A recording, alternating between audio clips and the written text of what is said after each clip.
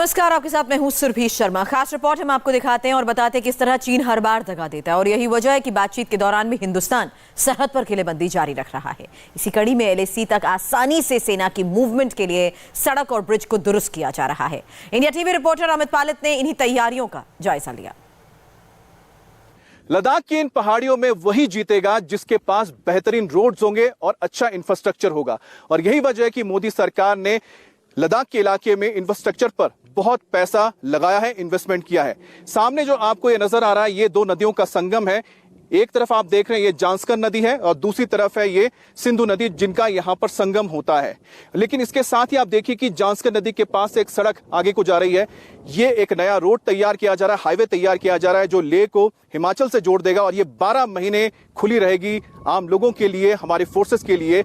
और यहां पर भी कई ब्रिजेस बनाए गए हैं। तो ब्रिजेस की अगर हम बात करें तो जब से स्टैंड ऑफ की शुरुआत हुई है, लद्दाख में युद्ध स्तर पर काम करते हुए कई ब्रिजेस को पूरा कर लिया गया उनका काम। और इसी हफ्ते आपको बता दें कि 7 ऐसे ही ब्रिजेस लद्दाख में उद्घाटन किए जा रहे हैं, और जिसका इस्तेमाल हमारी फोर्सेस कर पाएगी, आम लोग कर पाएंगे। ये जो सड़क आप देख रहे हैं ये NH1 है जो श्रीनगर, करगिल और लेह को जोड़ते हैं। इस सड़क पर ऐसे 3 पुल हैं और साथ ही जांस्कर वैली में एक पुल है और 2 ऐसे पुल हैं वो सियाचिन के पास है। फिलहाल हम आपको NH1 पर लेकर जाएंगे और ऐसे ही 2 उन ब्रिजेस को दिखाएंगे जिनको चंद महीनों में ही तैयार किया गया है और वो पूरी तरह से तैयार है आज के वक्त इस्तेमाल के लिए। तो चलिए मेरे साथ।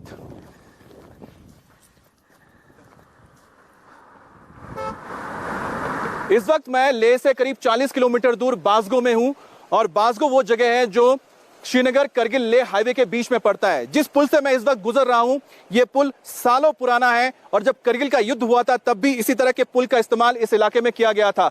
लेकिन आपको बता दें इस पुल की कमी क्या है। ये पुल तो एक तो बहुत छोटे हैं, इनमें सिर्फ 24 टन ही वजन गुजर सकता है, यानी ढो सकता है ये ब्रिज, और साथ ही साथ एक वक्त में एक ही गाड़ी यहां से गुजर सकती है। जब मैं अगस्त में यहां पर आया था लेह में, उस दौरान हमने इस ब्रिज का इस्तेमाल किया था, छोटे वाले ब्रिज का, और आपको बता दें यहां पर लंबा जाम लग जाता था क्योंकि एक वक्त में एक गाड़ी गुजर सकती थी।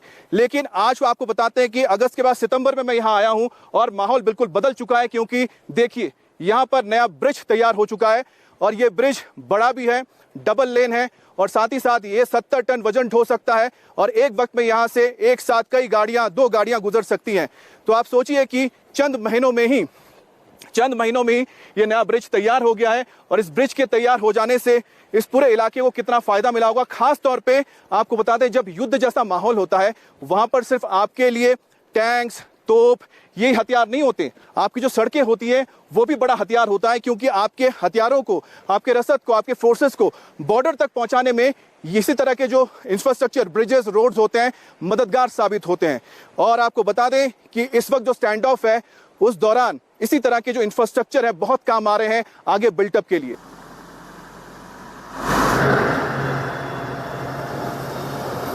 भारत जानता है कि चीन बातचीत करता है लेकिन जमीन पर कुछ नहीं करता, तो इसलिए बातचीत करते हुए भी भारत ने अपने बिल्टअप को बरकरार रखा है। और खास तौर पे पिछले 3 साल में मोदी सरकार ने LAC और LOC के पास जो इलाके हैं उनको इंफ्रास्ट्रक्चर के जरिए जबरदस्त तरीके से, बेहतरीन तरीके से उन्होंने जो बॉर्डर के इलाके वहां से जोड़ दिया है। इसका एक एग्जाम्पल, एक उदाहरण आप देख रहे हैं। इस वक्त मैं जिस रोड पर हूं इसे नीमू कहते हैं, नीमू के करीब मैं हूं, और यहां से जो ये सड़क जा रही है ये श्रीनगर से आते हुए आगे लेह होते हुए आगे जो आपके चुशुल का इलाका है, पेंगोंग का इलाका है, या फिर आपको सियाचिन के इलाके में जाना है, खारदुंगला पास हो, चांगला पास हो, तो ये तमाम इलाकों को जोड़ देता है। आपको बता दें कि सरकार ने इस पूरे इलाके में पिछले 3 साल में बहुत जबरदस्त तरीके से इन्वेस्टमेंट किया है कि ताकि जो सड़कें यहां पर उनको बेहतर बनाया जा सके, और जो बॉर्डरी इलाकों में हमारे जो सेना इस वक्त मौजूद है उन्हें भी वहां पर पहुंचाने के लिए इन सड़कों ने बहुत मददगार साबित हुए हैं। और यही वजह है कि पिछले कुछ दिनों में यहां पर कई सारे परमानेंट ब्रिजेस भी बनाए गए, क्योंकि ब्रिजेस का इस्तेमाल इसलिए बहुत जरूरी हो जाता है क्योंकि यहां पर छोटी छोटी नदियां गुजरती, पहाड़ी इलाका है। वहां पर पहले बेली ब्रिजेस होती थी जो कि एक वक्त में एक ही गाड़ी वहां से आ जा सकते थे, और साथ ही साथ वो ज्यादा वजन नहीं सह सकते थे। लेकिन अब वहां पर परमानेंट ब्रिजेस बनाए गए हैं, एक नहीं, 2 नहीं, कई सारे ब्रिजेस हैं।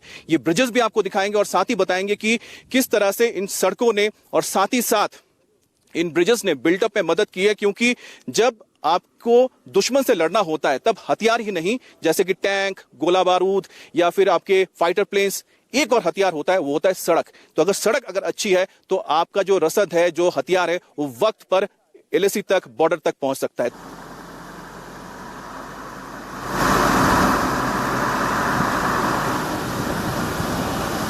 इस वक्त मैं नीमू में हूं। ये लेह से करीब 36 किलोमीटर दूर है और ये है NH1 और आप सामने देख रहे हैं एक नया ब्रिज तैयार हो चुका है। ये जो सड़क है ये श्रीनगर, करगिल और लेह को जोड़ता है, नेशनल हाईवे 1। लेकिन आपको बता दें कि ये जगह क्यों इतना अहम हो जाता है, क्योंकि इसी साल जुलाई के पहले हफ्ते में प्रधानमंत्री मोदी नीमू में ही आए थे और यहां से उन्होंने पूरे देश को संबोधित किया था और साथ ही साथ चीन को भी संदेश दिया था कि भारत उसके सामने झुकने वाला नहीं है। और यही वजह है कि जब से स्टैंड ऑफ की शुरुआत हुई है, लद्दाख के पूरे इलाके में जो इंफ्रास्ट्रक्चर का काम था बहुत ही तेजी से किया जा रहा है, युद्ध स्तर पर किया जा रहा है। हालांकि पिछले 3-4 साल से मोदी सरकार जो भी इलाके हैं, चाहे पाकिस्तान के साथ सरहदी इलाके हो या फिर चीन के साथ लगे हुए इलाके हो, यहां पर इंफ्रास्ट्रक्चर तेजी से, यहां पर के जो काम है, इंफ्रास्ट्रक्चर के काम तेजी से किए जा रहे हैं। लेकिन आपको बता दें कि जब से स्टैंड ऑफ की शुरुआत हुई उसके बाद लद्दाख के इलाके में जो इंफ्रास्ट्रक्चर के काम है, जैसे सड़कें हैं, इस तरह के ब्रिजेस हैं, उन्हें बहुत ही तेजी से खत्म किया गया है। और उसी का नतीजा है कि इसी हफ्ते 24 तारीख को लद्दाख में 7 ब्रिजेस का एक साथ उद्घाटन किया जाएगा। और अगर पूरे देश की बात करते हैं, सरहदी इलाकों की, जहां पर बीआरओ ने रोड्स तैयार किए हैं, तो ऐसे 45 ब्रिजेस का उद्घाटन होगा। लेकिन बड़ी बात क्या है, आपको बता देते हैं कि जो ब्रिजेस लद्दाख में उद्घाटन किए जाने वाले हैं उनमें से एक है ये नीमू का ब्रिज, इसके अलावा बासगो का ब्रिज है, उली टोपो में एक ब्रिज है, साथ ही जांस्कर वैली में एक ब्रिज है और साथ ही सियाचिन के पास 2 ब्रिजेस को उद्घाटन किया जाएगा। कुल मिलाकर 7 लद्दाख में जो ब्रिजेस हैं जिन्हें युद्ध स्तर पर उनका काम पूरा किया गया, उनको तैयार किया गया और अब वो जनता के इस्तेमाल के लिए, हमारे सेना के इस्तेमाल के लिए तैयार हैं। एलएसी पर चीन के साथ तनाव के बीच डीआरडीओ को बड़ी कामयाबी हासिल हुई है। डीआरडीओ ने कल अहमदनगर में laser guided anti tank missile का सफल परीक्षण किया है। एमबीटी अर्जुन टैंक से इस मिसाइल का परीक्षण किया गया जो 3 किलोमीटर तक बैठे टारगेट को अपना निशाना बना सकती है। रक्षा मंत्री ने इस कामयाबी पर डीआरडीओ की पूरी टीम को बधाई दी।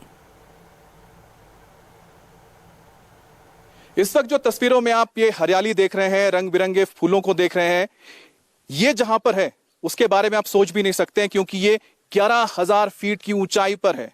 मैं इस वक्त जहां पर खड़ा हूं, ये वो जगह है जहां पर शोध किया जाता है कि 11,000 फीट या फिर इससे भी ज्यादा 12,000, 13,000, 14,000 फीट की ऊंचाई पे कैसे इस तरह से रंग बिरंगे फूलों को खिलाया जाए, इस तरह के हरे भरे पौधों को, पेड़ों को लगाया जाए। लेकिन ये मुमकिन कैसे हुआ, ये आपके लिए जानना जरूरी है, क्योंकि डीआरडीओ जिनकी ये संस्था है जहां पर ये सब आप देख रहे हैं, उसके जो निदेशक हैं डॉक्टर ओपी चौरसिया मेरे साथ हैं और जो हमें बताएंगे कि आखिर कैसे ये मुमकिन हुआ है, क्योंकि हमारे लिए तो अद्भुत है। आपका स्वागत है इंडिया टीवी में। सबसे पहले तो ये बताइए कि ये जो बागीचा जो हम लोग जहां पर खड़े हैं, ये किस चीज का है? या इसमें आप देख रहे हैं जो आसपास जो देख रहे हैं, जो पहले जैसा कि आपने बताया कि कोल्ड डेजर्ट ड्राई एरिया है, ये इसकी पहचान है। लेकिन देखा जाए तो लद्दाख जो है आज की डेट में गोल्ड माइन है।